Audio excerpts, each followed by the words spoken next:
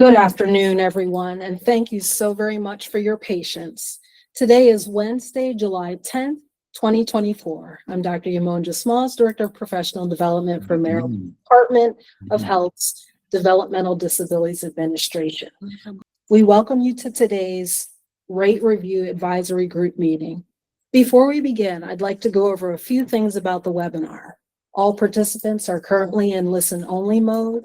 There are two options to hear the webinar, by computer and by phone. This webinar is being recorded and will be posted on YouTube and the DDA website. Today's PowerPoint has been uploaded as an attachment to the meeting invitation and will be available to you to download from the DDA website. REG members, again, thank you so much for your patience, everyone. Please raise your virtual hand to ask questions at the bottom of the screen. There's a little hand at the bottom of the screen that you use, and we will call on you to ask your question. There will also be an opportunity for the REG member team to discuss later in the webinar. Questions from all other attendees may be entered into the chat box on your screen.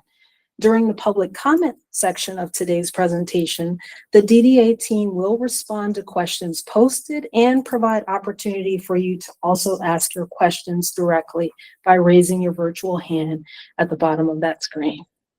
And now I'd like to introduce Deputy Secretary Marlena Hutchinson to begin today's meeting. Good afternoon, Marlena. Welcome, everyone, and thank you again for your patience as we work through our technological issues just now. Thank you for joining us today for our July Rate Review Advisory Group meeting. This is our 5th meeting, and we are looking forward to some great conversations with you this afternoon. Next slide, please. Next slide, please. Today, you see the agenda here. We will go through the approval of the meeting minutes. We will talk about productivity, our general ledger template, and then have open discussion and public comment before we adjourn. Next slide, please. I would like to turn it over to Ms. McLevain to go through the approval of last meeting's minutes. Jennifer? Good afternoon, everyone.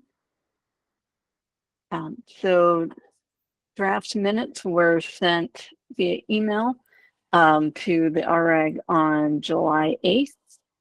And as co-chair, I will make a motion to approve the minutes. Would a member like to second?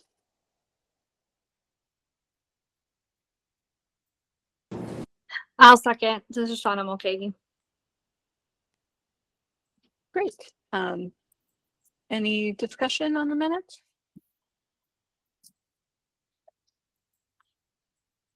Great. And all in favor of approving the minutes, please say aye. Aye. Aye. Aye. Anyone opposed? All right. Then we have approved the minutes.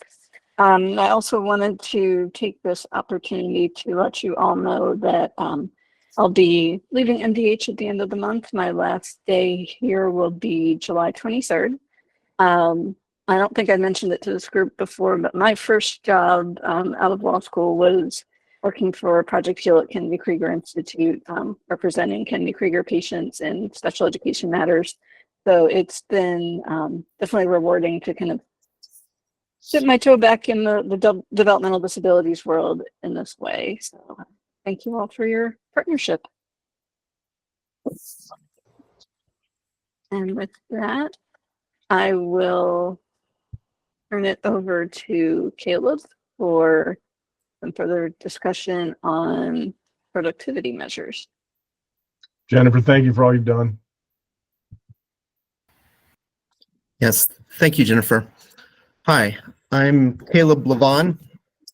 I'll be talking about the efforts to collect the data necessary to add a productivity component to the rate model. Next slide. In order to collect the necessary data, DDA required all providers who operated in the second half of 2023 to provide responses by completing a general ledger supplement. There were a total of 107 providers in this category. In order to ensure that there was sufficient data to support a change to the rate methodology, like adding a productivity component, we needed a large and sufficiently representative number of providers to provide data. All providers were required to respond, but we needed at least 80% to provide complete data in order to draw reliable and useful conclusions. DDA did not receive sufficient responses. Out of the 107 providers, only 68 actually submitted a response. And unfortunately, a large fraction of those did not have complete or usable data. In the end, there was only 45 total responses that had some productivity data. Next slide, please. Most providers who responded with productivity data supplied the data on the non-specific or aggregate tab in their general ledger supplement. That was the tab labeled M3. That tab was for providers who were unable to separate out their wages and hours by individual services, such as 2-to-1, 1-to-1, small group, or large group. So out of the 45 providers who supplied productivity data, only 35 provided data on this general tab. The other 10 providers provided data either in the 1-to-1 service category or the small group service category, or both. No providers provided data on the 2-to-1 or large group services. So in the end, very roughly, a little more than a third of providers responded with productivity data. The respondents were weighted slightly towards the larger providers. So we received slightly higher share of large providers than small providers. And in the end, this wasn't sufficient data to add the productivity component. Next slide, please, and I'll turn it over to Kristen from the Hilltop Institute to talk about General Ledger template. Thank you.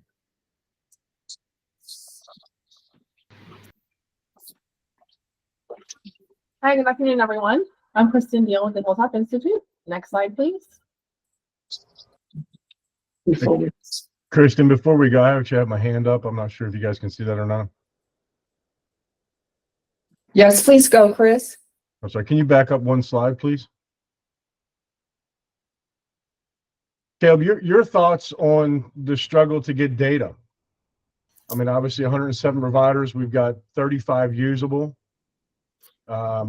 Obviously it was a little bit of a short time frame, but so how do we pivot to assist the providers in giving us better data? And I think there's got to be some level of understanding to the complexity of this tool and actually diving in. I mean, you've got several hundred providers, you've got several hundred different general ledgers, different ways people operate their business, and we're asking them all to do it in one particular fashion. What is our takeaway from this other than we don't have sufficient data? How do we get sufficient data is my question. Well, and I'll certainly open it up to responses from DDA and Hilltop as well, as they're involved in this collection of this data. But I think it will be an iterative process. We'll have to bring providers along. The general ledger supplement wasn't in any substantial way different than the general ledger template that all providers are being asked to fill out currently. So that is out for release, and Kristen is going to talk about it more here, so I don't want to steal her thunder, but we need all providers to do this. It is a requirement that they supply this data. We are available, DDA, Hilltop, and myself at Optimus are all available to assist providers. If you struggle, if any of the providers on this call are struggling with filling out the general ledger template, then there's a lot of resources that Kristen will talk about. So, Robert? Oh, yes. Before I go, Dr. Greenberg, you had your hand up first if you wanted to add to this discussion. Sorry, that was old. Oh, okay. Yeah, thank you, Caleb. So, Chris, that's actually a great question and something that we wanted to discuss when we got to the discussion. Part of the agenda is, what ideas do you all have? What suggestions do you all have on, ways we can improve that process? One point of clarity, the data that was requested was from DDA providers only. So not all providers, but DDA providers. And as Caleb mentioned, as we committed to, we not only looked at the percentage of the data we received, but we also drilled down on the data to determine the quality of the data, whether or not the data received would be of any statistical significance to use. So, as we've mentioned before, as Secretary Herrera-Scott mentioned during the last cycle, this is a data-informed process, and it is important that we get the financial data that we need to inform decisions. So, for example, in the data that we did receive, it was evident that the wages currently being paid were lower than the wages that are in the model currently. And at some point, we're going to need to reconcile those two differences. As you all saw during the last meeting, one of the slides that Caleb reviewed was related to the updated BLS wage tables. Those wage tables compared to the current BLS wage showed significant decreases across the board, which is why, the department made the decision not to move forward with those updates.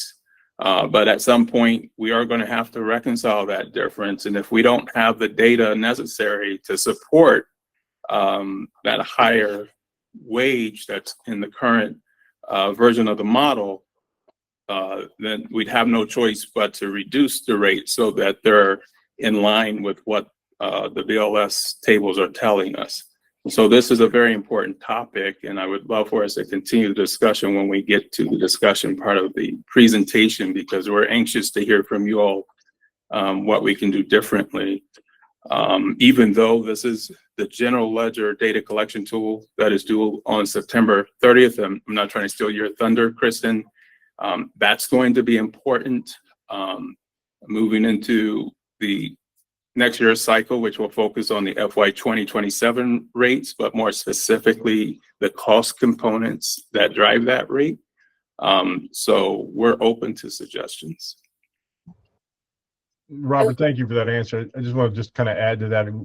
I've actually requested or kind of put out on the table a couple of times a long-term, strategic plan for data collection. And I'm going to go back to that again. This is not a one and done. It can't be a one and done. If we're seeing those challenges, I agree. We've got to dig in. We've got to dive into it and figure out what are the hurdles for providers. Why are they unable to comply with the request? Was it a timing issue? Is it a general ledger structure issue? And they're still working through some of those changes, which I suspect is going to be a piece of it. Is it, the ability from a resource to be able to get it done? So we've got to fix it going forward, but it's not going to be a fix it now. I really think that there's value in looking at developing a strategic plan to make this happen, and a strategic plan that's going to need to be modified again and again as we continue to move forward. We cannot do this thing without data. Chris, this is Steve Schramm. We agree completely. The issue that we've brought up continually is we have solicited feedback from the provider community. We have made Hilltop available for technical assistance, both in group settings as well as individual settings. And even with that one-on-one assistance, We have, and this was done at the request of the provider community, we have not received sufficient submissions. And so I would put the question back to the provider community. We have DDA done what you requested, and we still don't have sufficient information. And so the provider community needs to gather together and provide us with additional input on how we can improve the data collection process. Laura? Thank you. So just a couple of things. First of all, I want to say, we appreciate I think Hilltop has done a really good job of trying to support providers that have reached out to you. So thank you for that. In terms of discussing what the provider community requested, we've repeatedly given the feedback that most states do not use an 80% requirement as a valid what's needed for a valid data assessment, that there are ways to do this that actually don't require 80%. So I think I do want to say that a couple of things. One, when you start talking about the wage has been discussed in multiple ways. Originally, it was intended to only be the wage, but starting at the end of the last cycle, the department talked about the wage as including part of productivity. And so we have to decide what this wage number actually represents. And if it includes productivity, then you can't take that number and say it only relates to wages when the department has repeatedly said the wage includes productivity, a portion of productivity. In terms of why we haven't gotten the 80%, I just want to say, I think providers were given about a year runway, which we asked for, and we appreciate that you all did. But there was a very short runway for this particular tool for day hab providers. And, it's going to take time for providers to build the data, internal data and reporting systems that they're going to need to be able to complete this tool. It is a complicated tool. Yes, we've given feedback, but it is not easy to complete. And some of our most sophisticated providers are still working on figuring out how to do this successfully and provide accurate data. You also have a number of providers where this split across being in PCIS and LTSS, and quite honestly, that also created challenges. So just in terms of why we're here, I don't think this is a long-term problem, but it is a short-term problem as providers learn how to complete this tool and have what they need internally to be able to do that. Thank you. Thank you, Laura. Steve? In response to Laura's comment about most other states don't use the 80%, the DDA provider community asked to have a data-driven process. The 80% is indicative of the mix of service among providers in Maryland, and so it's not appropriate to compare what other states are doing. The 80% is specific to Maryland. We also understand that this is a complex, iterative process, which is why we are committed to putting forth all of the resources we possibly can. Are there different ways that we can engage the provider community? DDA has put forth its ways. We are asking if you have any other ways that we can take into consideration. We are totally open to that. But this is a data-driven process. It's driven by the data that we get from these tools. We have agents who are working on our behalf, walking providers through these processes, through these tools, and we just need more participation from the providers. So if you know of anything else that DDA can do to help engage the providers, we are totally open to that. David? Hi, thanks. I hope you guys can hear me okay. I guess a couple thoughts. One is, I believe Robert suggested, and I suppose I knew this, but mandatory is a funny word, and if the provider community is expected without exception to submit data, and data is not forthcoming from providers, I think it's appropriate for us to look at the why.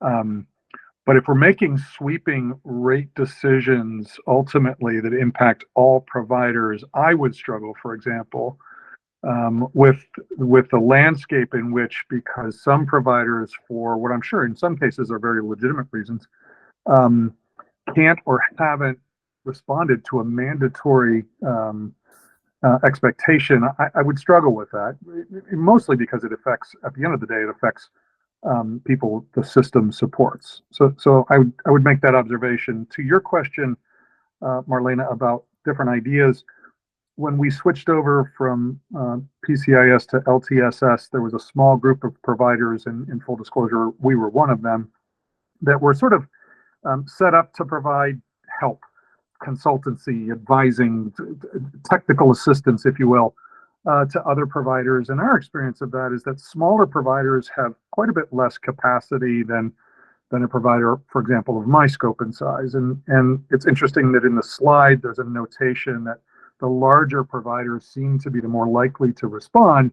I'm guessing, at least in part, that's because they've got the capacity to move quickly, respond promptly to a request, and cobble together the data that are appropriate and valid. So that's a suggestion. We would certainly be very, very happy to work with other providers who are smaller, who don't have the same sort of infrastructure that we have, in order for them to submit the data that I'm sure, given the help that they need, would happily do so. Thank you, David.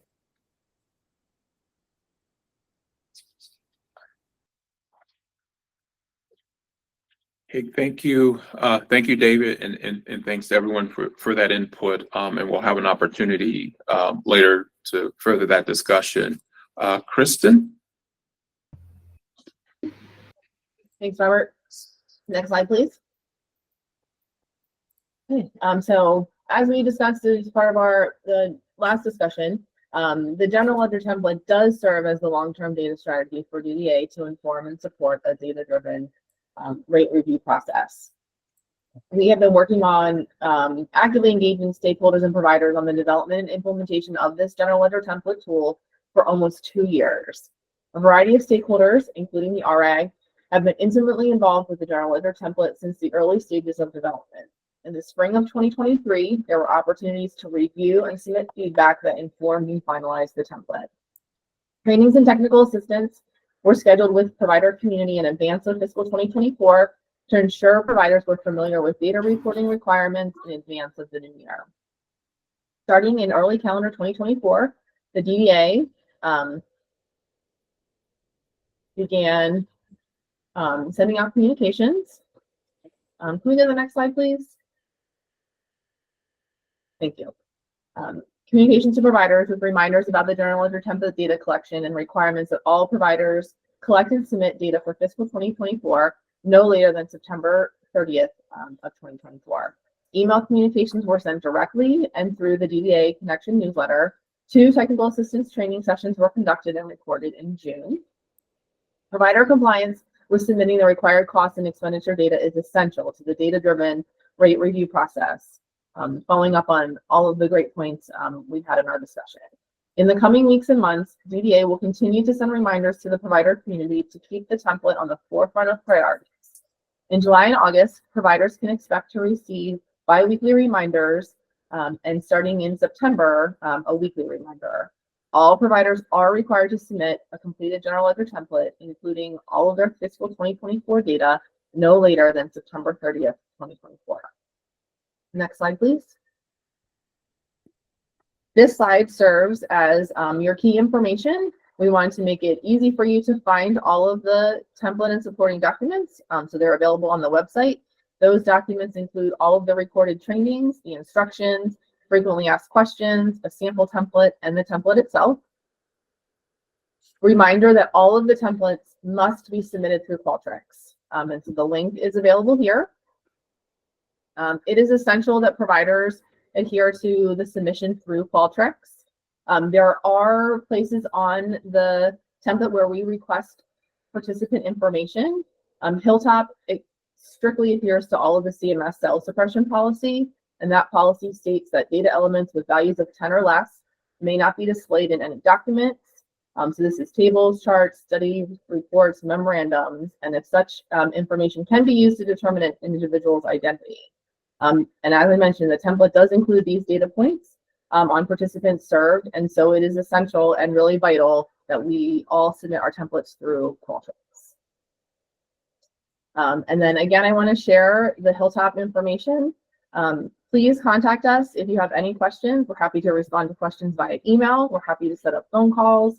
We can provide one-on-one technical assistance. As part of the GLS collection from the Day Hub providers, we met with several providers one-on-one. We talked through where to add costs, their different allocation methods. We are happy to work with you. We're happy to review templates in advance of submission if you want to get feedback or have questions on where specific costs should go. So we just encourage you to reach out. We're happy to assist in any way that we can.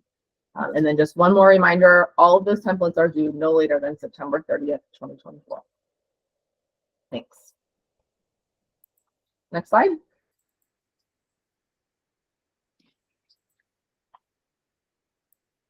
Thank you. Any questions for Kristen before we move on to the open RAG member discussions?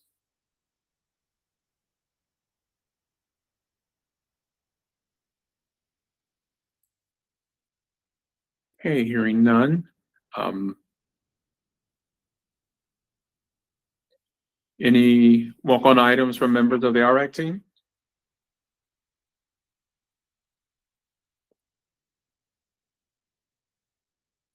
And just as a reminder, any questions, comments, points of discussion should be related to today's agenda. Carol?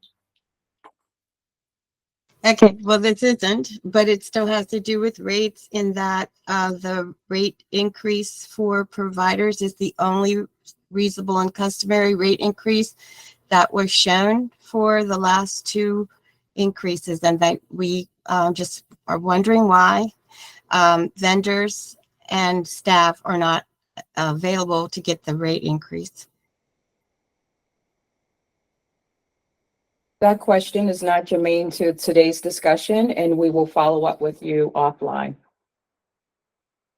Are there any other questions or discussion topics from the RAG membership in regard to today's agenda?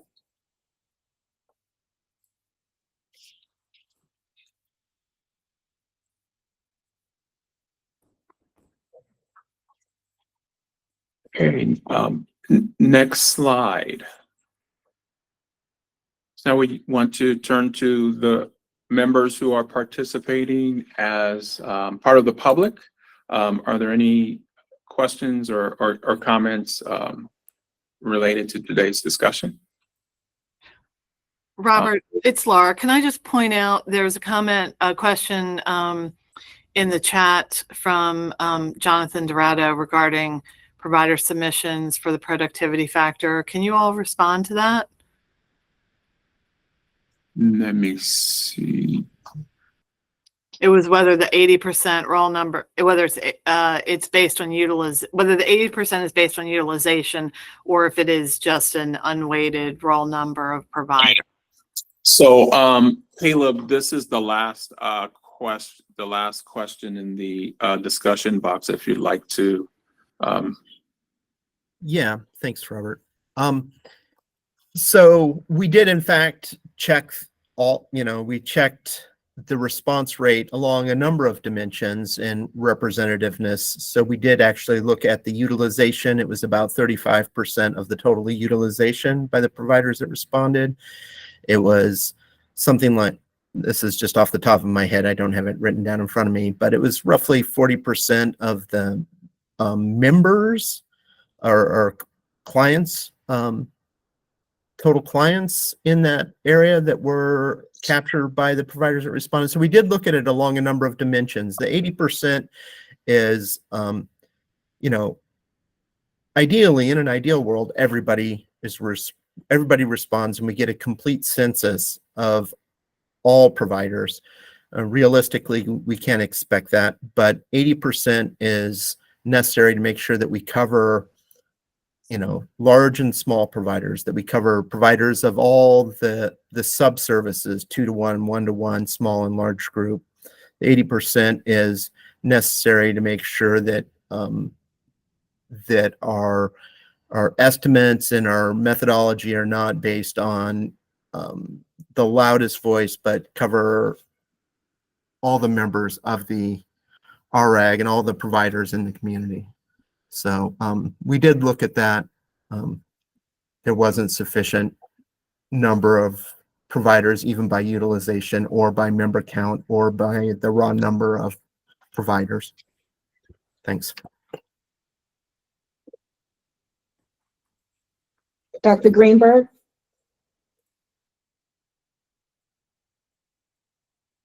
So, sorry, I just had a question. Since it's clearly to everybody's benefit to respond and get the best rates that are achievable for providers and individuals, if you're only getting a 35% response, if that was a number I may be misstating, what do you think the reasons are? Clearly, the motivation should be there for providers to respond. So there has to be a reason that it's not occurring. And as opposed to trying to say it's a problem with the providers, have we thought why they're not responding or asked?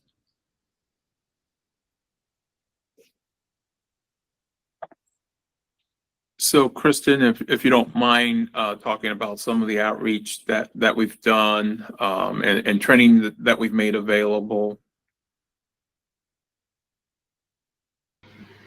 Sure. So as I mentioned, we've sort of been on a campaign for the past 2 years to talk about the template, all the different data points, getting feedback from providers.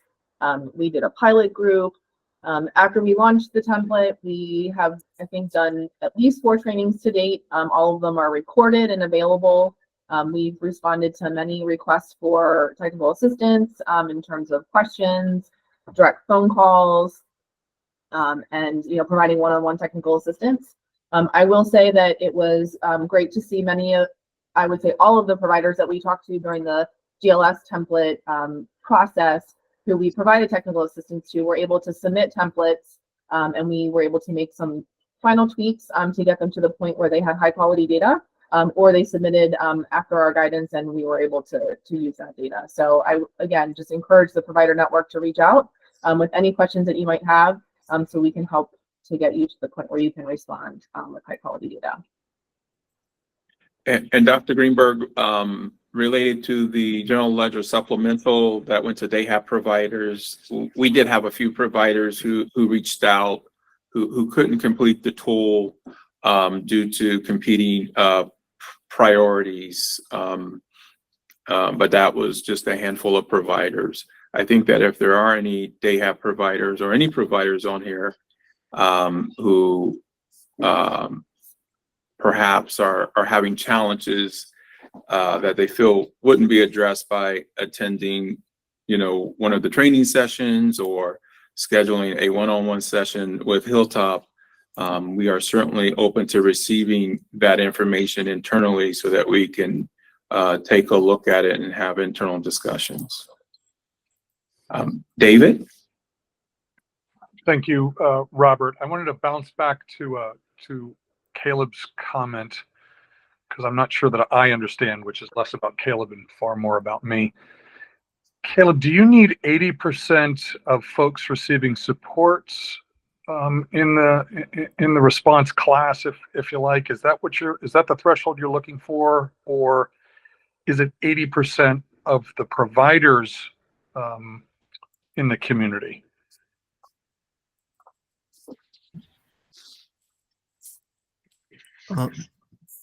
So I will defer to DDA on the precise metric that was used, but unfortunately we didn't hit any of those metrics, and we checked them all. Right. No, I get that, but methodologically, if we need a representation of 80% of folks receiving supports through the Developmental Disabilities Administration, that is a very different kettle of fish than if we need 80% of the providers to submit clean data. And so I'm just wondering, that's an important distinction, as I'm sure you'd agree. And I'm just wondering what it is that we're looking for.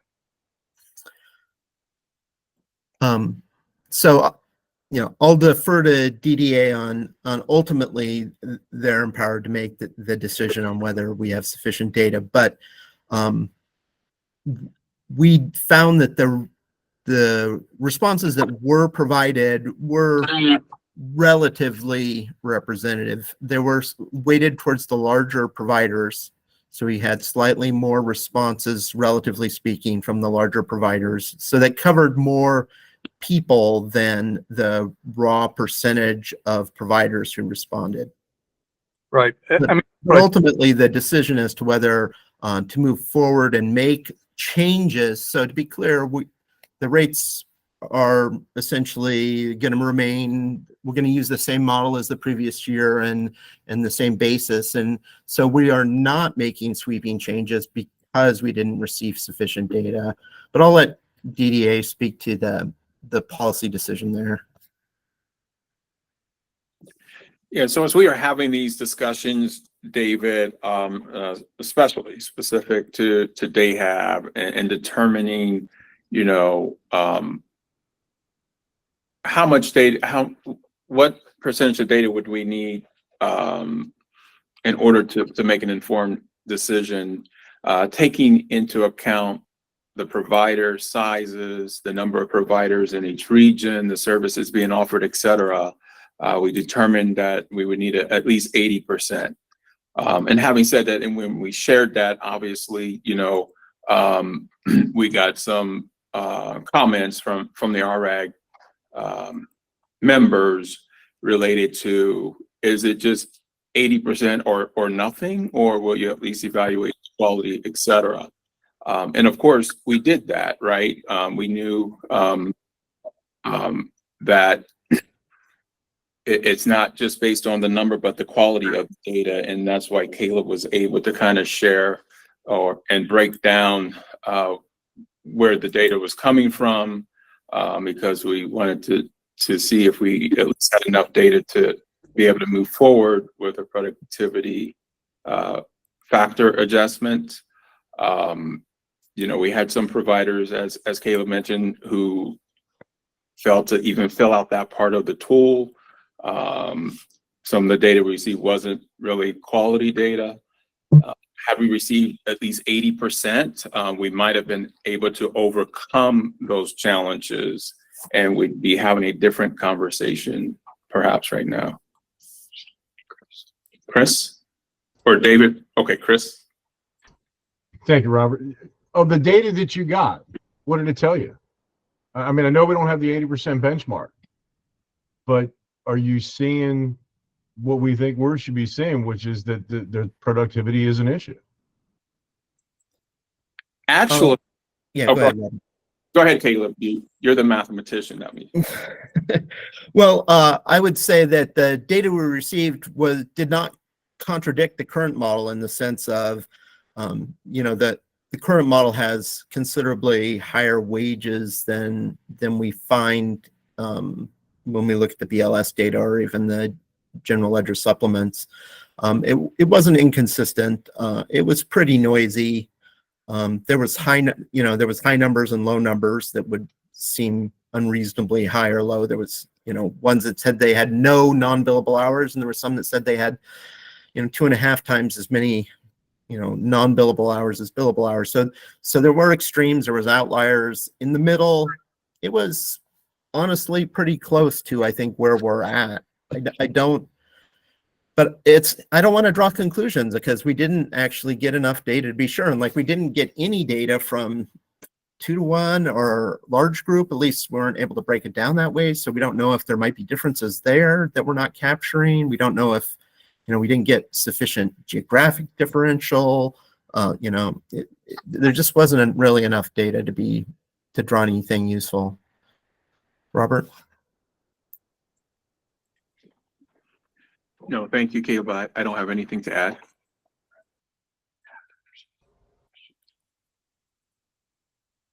Can I ask a follow-up question to that? So the productivity piece, I mean, you mentioned that providers are not paying the wage that you expect to based on the current funding levels with the BLS set where it is. Have you adjusted your numbers for the productivity factor that you're saying is included in that? Yeah, what I would say without none of these numbers are nailed down, but they are reasonably close is when I account, if I put in a productivity factor and lower the wages to what we actually observe, it would come out reasonably close. And it obviously depends on the particular service and the geographic region versus the rest of state. So there's, some of them are different, but overall it's in the ballpark. But we don't really know maybe we know what the ballpark is, but we don't really know where the bullseye is. What is the productivity factor or percentage that is being utilized to back into that? There isn't any concrete productivity factor in the model at the moment. And I think that's part of our challenge is, I mean, we're saying, here's the BLS wage, productivity's in it. If you're paying me $20 an hour and there's a, 50% productivity, just using round numbers, that really means I'm getting a lot less than that.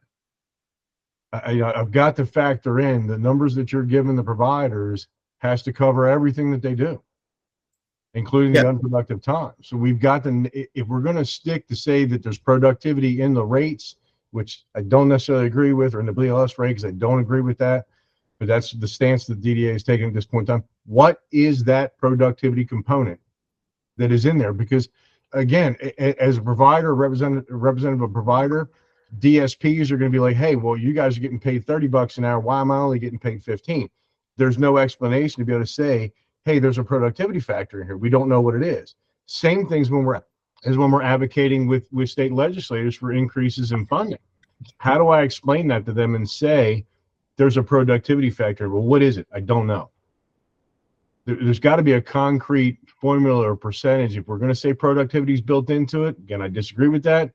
If you're going to say it's there, you got to tell us what it is. Well, unfortunately, we can't make that a data-driven estimate with what we received. And we're obviously sensitive to your argument. I understand where you're coming from, but we don't have the data to make that analysis. And we tried to obtain that data and we were unsuccessful at this point.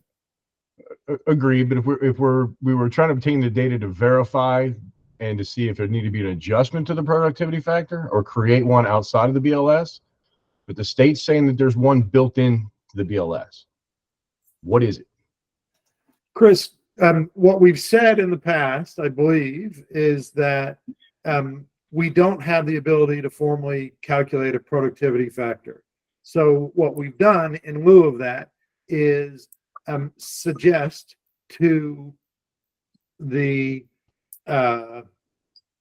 DDA leadership that if we utilize a higher wage, we will be de facto incorporating a productivity factor. So we can't tell you what it is. And we have asked the provider community to provide us the data so that we can do it in a data-driven manner, the way Caleb is responding. And unfortunately, the provider community at this point is unable to provide that data. So we cannot tell you an exact percentage. And we've said that in the past. Which is why the data collection process is so critical.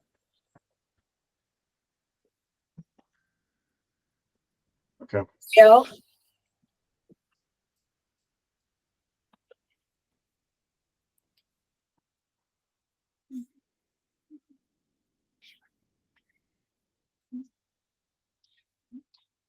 We have a hand raised from Ariel. I can't see the last name.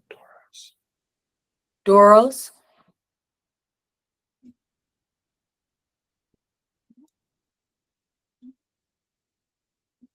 We're going to go over. Can you hear me? I apologize. I was trying to figure out, I'm doing this on my phone.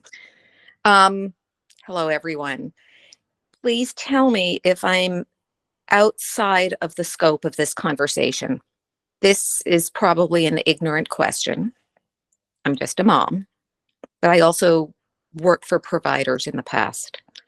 And this is about the productivity factor. I understand what I'm hearing is that you can't say to a decision maker of the reasonable and customary rate we're paying to a provider, 75% of it is to pay for productivity and 25% of it is to pay for wage. And I guess my question is this: is it feasible to do what so many nonprofits do and begin with an educated estimate of metrics while also gathering data that's statistically significant? So what we've often done is take a look at all of the things that are involved administratively in navigating the service system and the level of education and training required for the provider's administrative personnel to be able to do that. And then factor that in with information online about what do you pay a director of, what is the market rate for a director of residential services going for, and then put together kind of a estimate model of what that cost is. Did that question make sense? The question did make sense. That is one possible approach. The concern that we would have in making a recommendation to DDA about that is we would need to drop the wage information down to what's actually being paid. And we're reluctant to do that because we don't know what the net impact of that would be, but we believe with the directional productivity factor information that we have, limited as Caleb said it would be, it would result in reduced rates. I see. So, and if you were looking and this was the second half and the end of my question, thank you for bearing with me.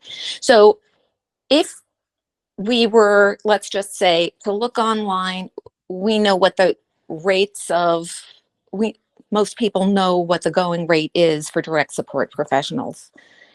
The complex part, obviously, is what are the going rates for all of the different levels of administrative talent involved in that.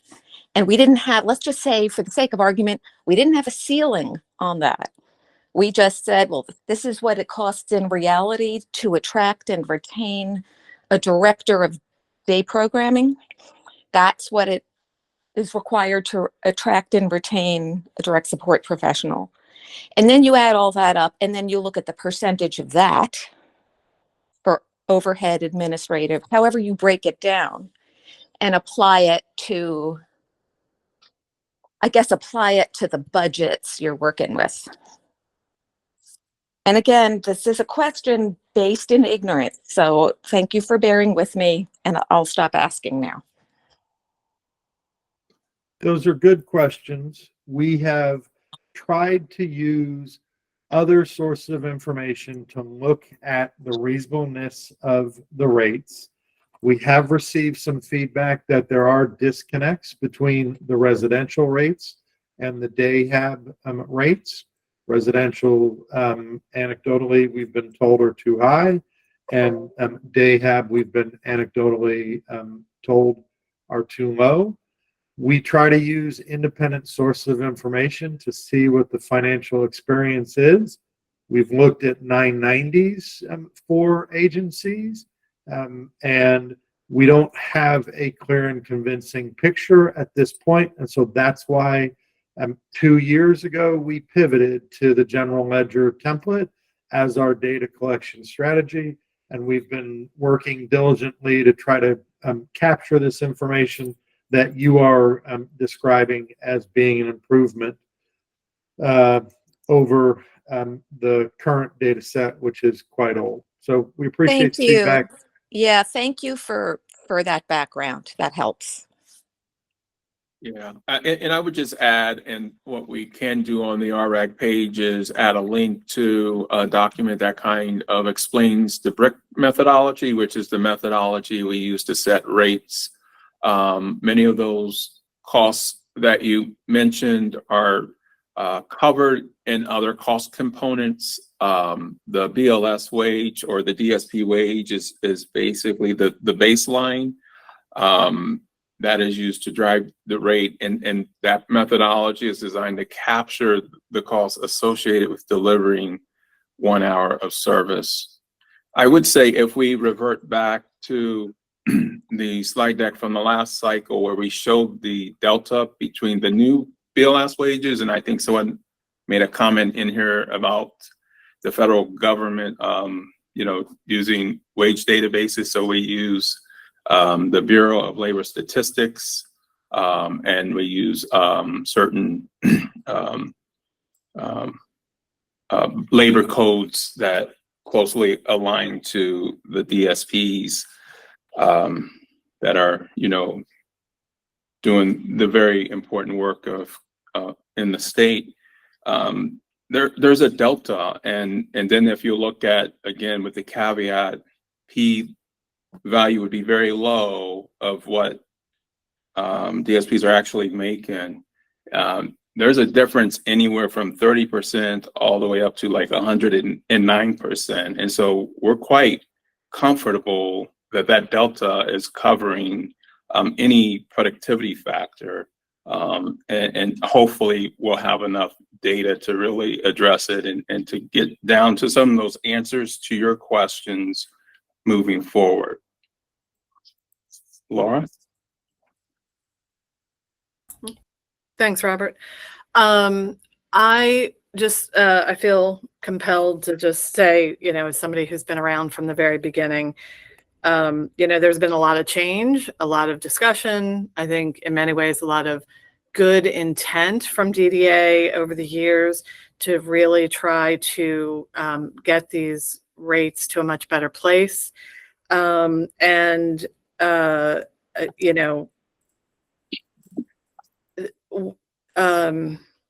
There's been a lot of change in how we've approached what was the original construct of the BRIC, going back to the original consultants and that original structure, which was, decided to maintain over the years. Originally the wage was the wage, and the discussion was for the wage to be aspirational. I don't think there was an intent for providers to be able to get to that wage, definitely, but it is not something that happens overnight. And when there was a push to address some missing productivity at the end of last year, that all of a sudden that changed to the wage includes the wage plus an unknown amount of productivity, which we've talked about today. And it feels like now, in the midst of all of those discussions and changes and policies, decisions that were made in addition to using data, that there's sort of this threat, and I don't mean that in a malicious way, but that rates may be reduced. We've heard it said a number of times, and to drop down to what is being paid. And that was never the intent of that number, was to match. We will never make progress if the rate, it becomes a self-fulfilling losing circle, that if you're only paid what you can pay, you never make progress. So it was always intended to be aspirational. It was intended to be the wage and not the wage plus productivity. And the fact that we are facing a challenging systems change and a challenging data collection, it feels really concerning that we would talk about reducing rates because of those challenges. And I really need to say that it would be devastating to providers and most importantly to the people they support, because it's a fragile system. We've made progress. We are finally starting to see progress in wages because of these rates. Things are moving in the right direction, but providers are also, I get the feedback all the time that they are nervous because we know we're going into difficult budget times. Budget cuts were announced today. They are nervous about making this commitment. So they are being good stewards of the funding and raising DSP wages, but doing it in a way that everything doesn't come to a crashing halt.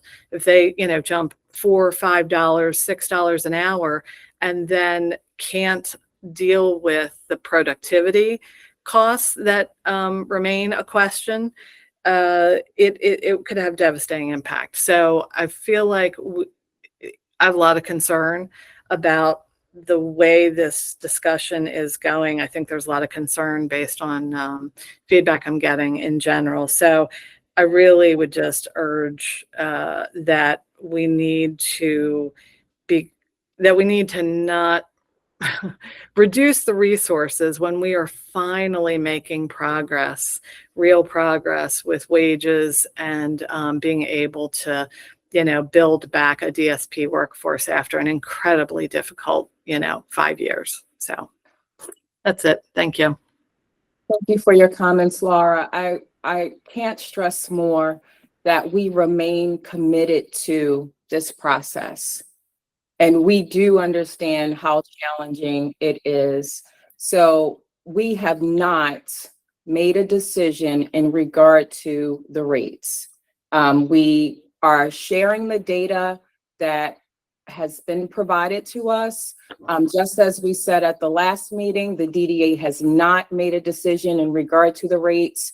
We are sharing this information for everyone's situational awareness and for us together to think through how we can get to the next place. Because this is a data-driven process, we definitely need the cooperation from providers to get that data that's needed for us to make data-informed decisions. We are asking if there is any other way we can think of to get that data. And David, thank you so much for your willingness to work with providers who are having difficulty. You've heard that the Hilltop Institute is working very closely with providers in completing the tool and so forth. We are open to supporting providers in any way we possibly can. If there is something we are not thinking of, please share it with us. But we remain committed to this process. I cannot stress that more. It looks like Greg was next. Yeah, good afternoon, everybody. So this has been an interesting conversation. I think what I'd like to add to this is if we're having trouble getting all of the data from the providers, and if we were at 70% and we need to get to 80, that's one thing. But you're telling us that we're like 30, 35 or 30 or 40%. And my question is there another set of data that would allow us to move much more quickly? And this seems very simplistic, but five questions. What are you currently paying DSPs? You figure out what those 3 to 5 questions are, as opposed to this process that seems like it must be overwhelming for providers if they're not getting it into you guys. And I'm just wondering, we can talk about the need for them to do that. And at our next meeting, we'll probably be, we'll move from 40 to 45 or maybe 50%.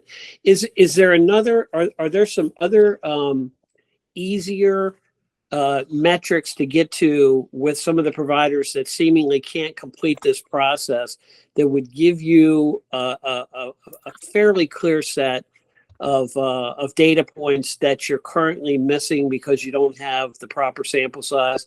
Because these conversations, and Marlene, I really appreciate your comments. That gives me that gives me assurance that that DDA stands committed, because we're just starting to see vacancies decrease, and but none of us are fully staffed. None of us are even close to being fully staffed in the DSP world. And our wages are $20 an hour and pushing higher than that. I'm just wondering if there's another way to go at this that might be a little bit easier for, it sounds like, a fairly significant number of providers that, maybe they just roll their eyes and they'd go, there's just no way we have either the manpower or the proficiency to complete this tool because it's much more complex. And even, thinking that, well, we'll spend a day or two out of the office meeting with Hilltop, who's offering, this service. There's a reason people aren't taking advantage of it. I don't know what that is, but it seems like we got to get to a better place, and maybe there should be a little bit of a different path to at least get an infusion of one or two data points that are really, really important to address the productivity piece that we spend so much time talking about. Thank you, Greg. Yeah, I would just add, Greg, if any of you all out there can think of a different way of trying to get there sooner, we're open to looking at that. I think in the beginning, it was the beginning of this cycle, we actually created a survey to kind of get some different ideas on data collection. But we didn't receive much feedback there. But I think, with everyone who's attending in the public and the comments that you made, if there are suggestions that you would like us to consider, we're certainly open to that.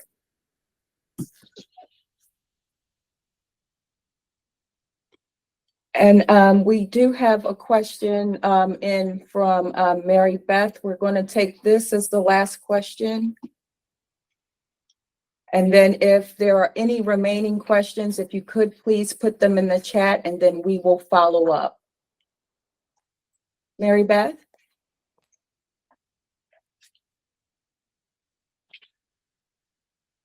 There we go. Now you should be able to hear me, correct? Yes. Okay. So this is my first time in one of these meetings, and I have two questions. First of all, you keep talking about productivity factored into the wage. What exactly is that describing? Hi, this is Caleb. I'll take a relatively brief comment. As Robert said, there is a link to describe the BRIC methodology in more detail. But the basic idea of the productivity factor is to account for unbilled hours that the worker works, that your DSP is working.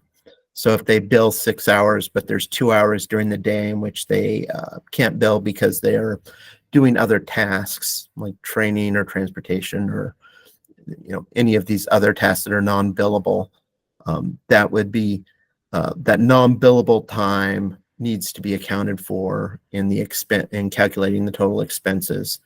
And so a productivity factor is intended to account for that non-billable time. Okay, I'm sure I have a whole bunch of reading to do to understand all these definitions and how they fit together. And then my last thing is, it sounds like, and this is what I'm hearing, so correct me if I am not hearing this correctly, you're requiring providers to basically give you an inventory of how much they're paying their DSP workers, and you're going to compare that with what is considered the usual and customary, which is, I think, 28 something and change. And if the providers don't provide the information, then there is a possibility that the rate that you consider to be an acceptable rate of 28 and change is going to be reduced because the providers haven't given you the information to justify that wage for their DSP employees.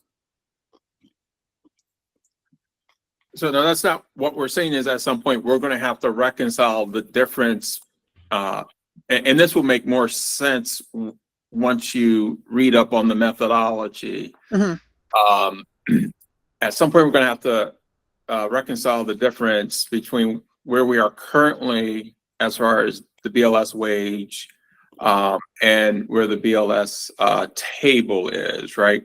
So one way to reconcile that is by looking at all of those different cost components, which does include the DSP wage, as well as, you know, a lot of other components to support the program, employee-related expenses, et cetera.